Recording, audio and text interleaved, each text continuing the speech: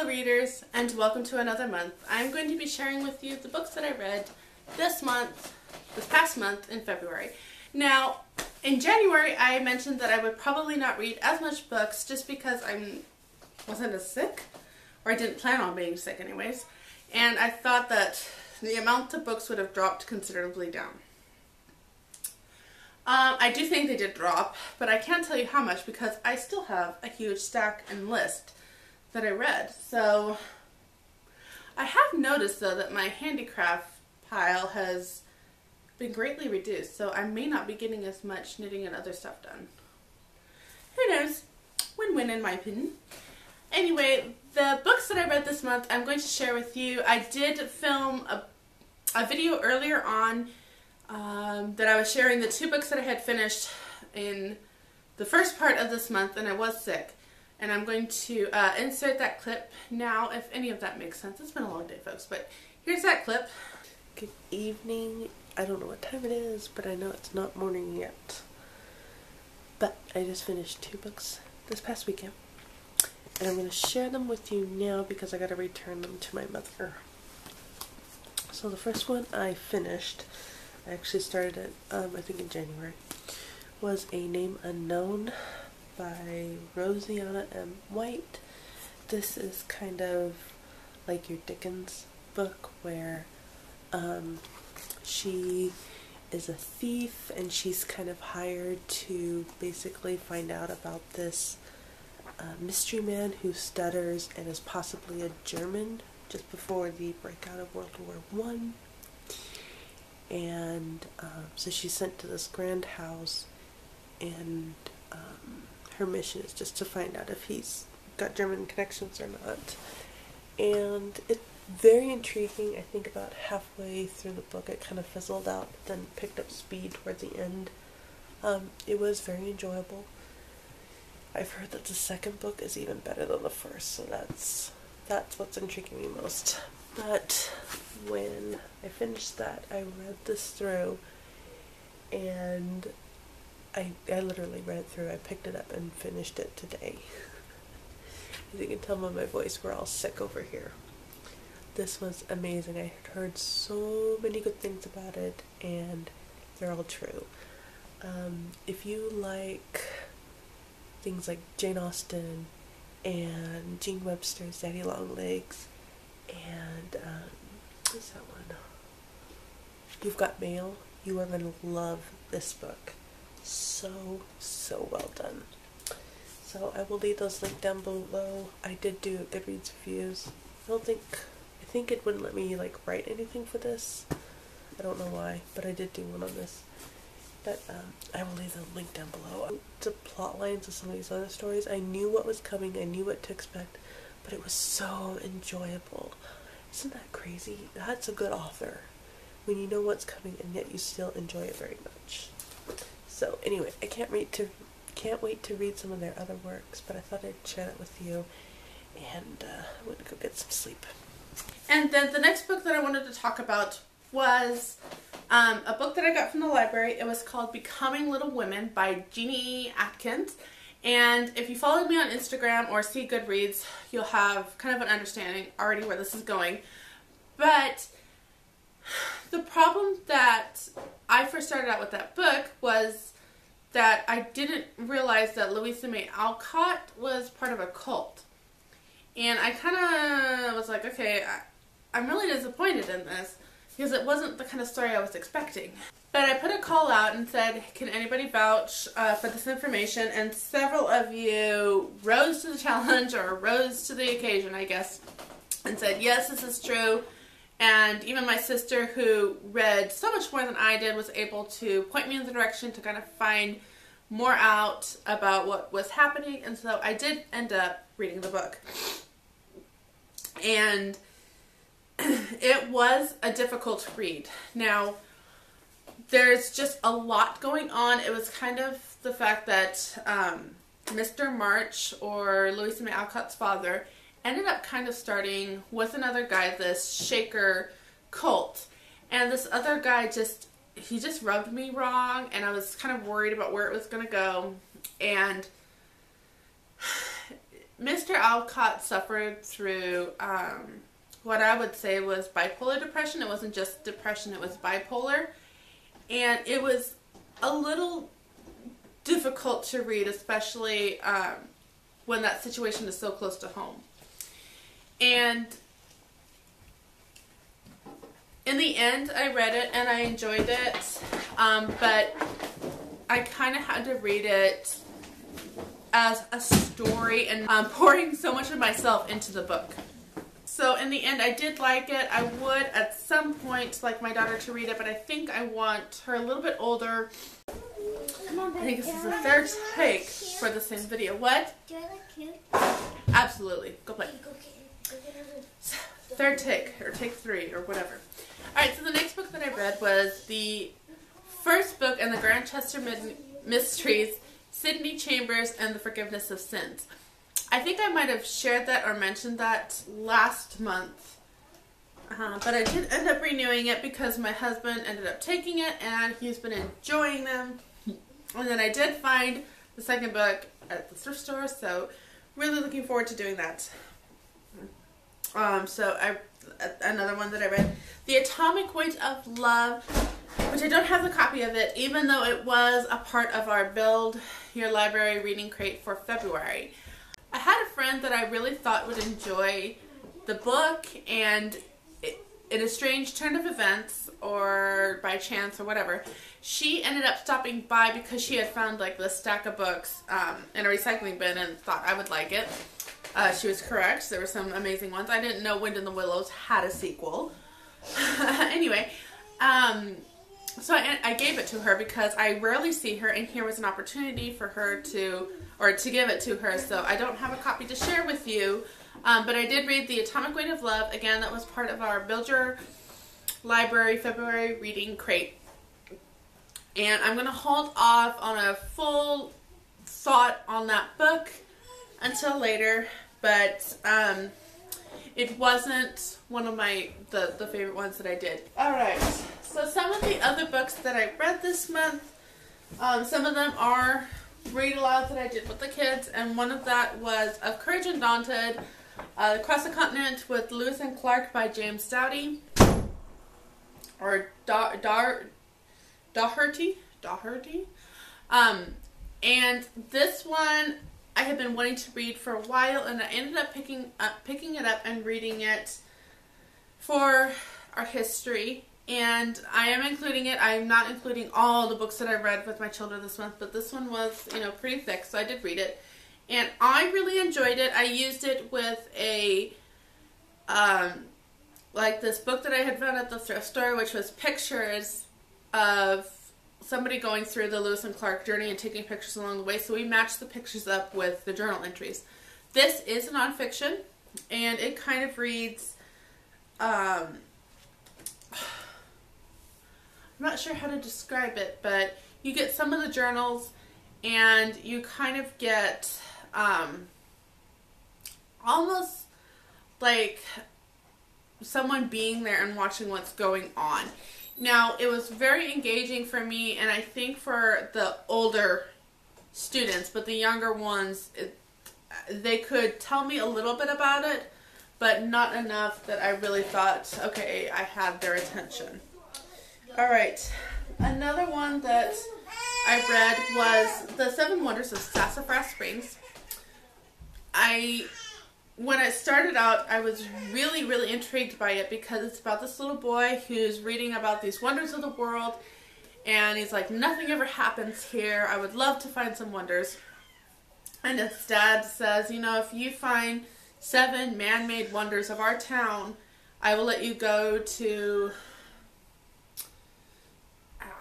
Colorado and visit some of your family, and you can see some of the sites there. You'll get to travel.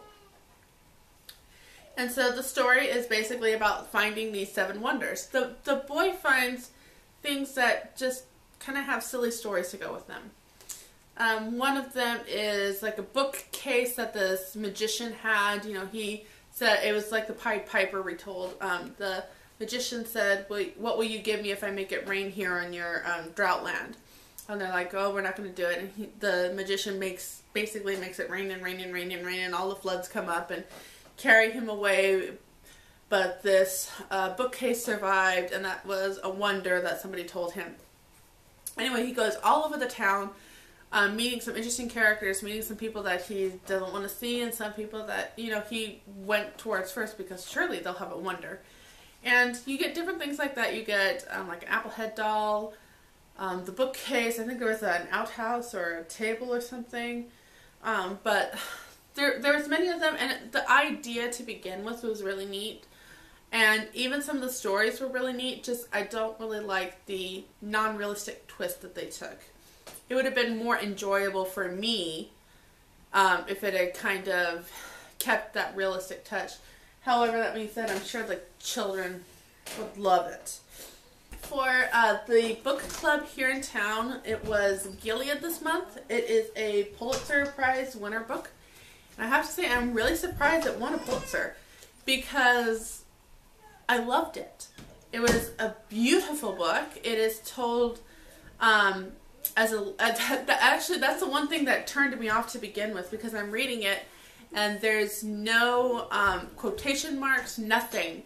And I'm like, this is reading like a letter. And then I turned out, well, actually, it is a letter. It's a letter that this pastor or preacher or reverend or whatever is writing to minister. This minister is writing to his son because he is dying.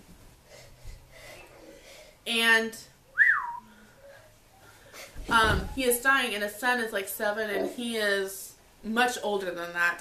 He is in his late years. Benjamin, please don't do that. He is in his late years, and his young wife and his son, he's kind of leaving this past, you know, who I am. I'm just, all the stuff that I'm not going to be able to tell you when I'm older, I'm going to write to you now. But it ends up being like this book about his last months of his life, as well as kind of how his past led up to this time. And it was really, really good. I really enjoyed it, and I would love to tell you more, but I can already tell that I need to kind of wrap this up as quickly as possible. Another part of our read aloud for the children this month was The Desperate Adventures of Zeno and Alia by Jane Kelly. And again, this was the read aloud book for the Build Your Library Family Crate, and the children loved it. And I think part of the reason that they loved it so much is my voice effects when I'm reading it. I tried really hard to create the parrot voice when I read his part, and the pigeons, I tried to imitate that bird call, and every character kind of had its own sound. And so my kids literally are walking all over the house going, Xena wants, and they try to create, you know, that parrot, and they'll quote some of the stuff that he said. Now, that being said, it was another hard read because you've got the parrot, and then you've got the girl that's really sick with leukemia. And she is dealing with a lot. She's kind of dealing with her own version of depression, but I'm really hesitant to say that only because I don't feel like I have all of the information. There's a part of you that is depressed without having depression, and that fine balance is really hard to describe. We did enjoy this, but like I told a friend, I would probably never consider it a classic. And again, it was just one of those really fun books, and we really did enjoy it. In part of my Back to the Classics challenge that I shared with you, this was one of the books that I was going to read, which was To Kill a Mockingbird. I will try to leave it down here, like what category this fits in. But it ended up working really well that I read it this month, because it kind of went along with the whole bird thing. I had seen the book, or I had seen the movie years ago, and to be honest, the only thing I remember is my infatuation with Gregory Peck. I really liked him. He and Gary Cooper, I just really loved as a kid. They were my favorite. So, but I only remember the court scene, and I think it's because I think I always put it with 12 Angry Men, To Kill a Mockingbird, and the other court witness for the prosecution. I always kind of just mesh all these together. I think the first half of this book is, you know, it's kind of like a backstory. It's the more of the child scout's adventures, and it's told from her viewpoint. And so it was really well done. I used to say I hate reading books in the first person because I want to know everybody's thoughts, and I really don't feel like it gets it. But I'm reading more and more books that really do the first person really well. The first half of the I keep getting sidetracked. The first half of this book, you have an introduction to the town. You have an introduction to Scout and her. She's a tomboy, her brother, and her cousin. And they kind of go through a town. It's kind of like a Tom Sawyer setting. And you get to know Calpurnia, their housemaid, and Atticus, of course, their older father, and the town, and its prejudices. I think the first half just shows how prejudiced this town is. And it's not a black and white prejudice only. That's what this first half of the book is showing. It is a prejudice between Methodist and Presbyterian. It is Christian and non-Christian. It's young and old. It's the black and the white. It's old money and new money. And it's rich and poor. And it's educated and the uneducated. I mean, it's just full of prejudice. And you're not reading this book and just thinking, oh my gosh, is there anything good out of this?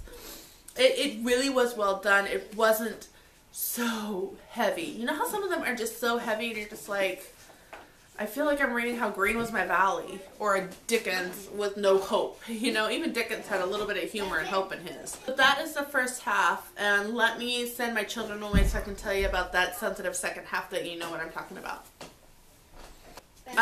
Oh, and also another prejudice that they kind of keep a little hush-hush about is, I'm sorry, not hush-hush, but mystery about. Benjamin, I want you in the other room right now while I finish this. Okay? Thank you. Yes, ma'am. There is like this haunted house and a mysterious character, and then this simple-minded man that, you know, maybe eats the bones of the old people. I mean, again, all the unknown becomes this horror story rather than just a simple explanation. Again, the first half, I think, is just sharing with you all the prejudices of this town and racism that they experience. Oh, and even what I loved about this, and I'm sure somebody's going to hate me for this, is that it wasn't just a white versus black prejudice. It was also the blacks versus white kind of thing. You know, you think you're better than us. And I don't think that's often portrayed in both ways. And no, I'm not saying one is better than the other or worse. You know, I'm sure somebody can twist that, but I do think that is an important element to remember. Then the second half deals with that sensitive topic where you've got the poor white trash, literally, accusing the horrible black Negro of something, you know, it's not indescribable, inexplicable, maybe is the word. And so the whole rape thing is more like the second half or the second third. That's kind of more handled, and it's not so much, again, a courtroom scene. That's more like a quarter little bit at the end, like a chapter or two at the end. It's more of these children watching everybody start treating them differently because their father's now defending them, and they're trying to understand things. They're trying to understand how this is all working. And so some of the things that I think people are a little bit hesitant about is how they handle the rape scene. And to be honest, I had more issues with Scout trying to get out of school. So one of the things she does is starts cussing because she doesn't want her father to, you know, send her to that school where she picks up cuss words. And her father knows exactly what she's doing and kind of ignores it. But I felt like that was more of an issue to me than how they handled the rape. It was very well done. It was very clean. You kind of knew what they were alluding to, but they kept it simple. And she says he got what he came for, basically, in the end. And the father who accuses him says something that I to be honest, I don't, not right now, go put it away. Okay. I don't really understand that term, and I wasn't even going to look it up. But the judge basically yells, "You will not use that kind of talk in my courtroom. We will keep this in like a Christian manner." So that I thought was handled really well. And again, I think the whole, at the end, it wasn't so much, I don't feel like it was so much as a black versus white at the end. I really think it was, you had a poor white trash man trying to pick at somebody lower than himself to make himself feel better. So I feel like I had a lot more to say about this book than all of the other books, but this is the one I literally finished last night, so it's probably fresh on my mind. So these are the books that I can share with you that I read during this month, and I have a whole stack that I'm trying to read right now for the library, and I'm trying to get that back. Another book that I did read and finish, and it kind of fits with the whole bird theme, and I realize now that I didn't write that down. I'm going to put the title here because I'm really going to mess it up. And it had to do with, the title was something like The Cat Who Taught the Seagull to Fly or something like that. And it takes place, and to do with a seagull that gets trapped in an oil spill. So it's like present day, but it's not present day, and it either takes place in Germany or Holland. I'm still kind of, I guess I'm not as great at geography as I thought I was, because I assumed Holland and somebody said Germany, so there's that. But this seagull gets trapped in an oil spill, and her last dying breath, she tells this big fat black cat to, you know, hatch her egg and then teach her seagull to fly. And it's like this escapade, or these adventures of 4 cats who, this Italian, this Einstein, which is supposedly the genius, this one cat, and then like an alley cat, or a couple alley cats, and they all just try to figure out how to help the seagull learn how to fly, which of course they're cats, they don't really know how. So it's really interesting. I got it mainly to try to find a story about seagulls because they're flying around right now. And that just happened to be one that I could find at the library, and it ended up being a really fun read. Alright, so that's going to be it for this video. Thank you so much for watching. I hope you enjoyed it. If you did, give it a thumbs up. Alright, folks. This mama is tired. She's tired. She's very tired. But there's always the promise. Alright, I will see you next time, and until then, and until next time, have another page. Read another chapter.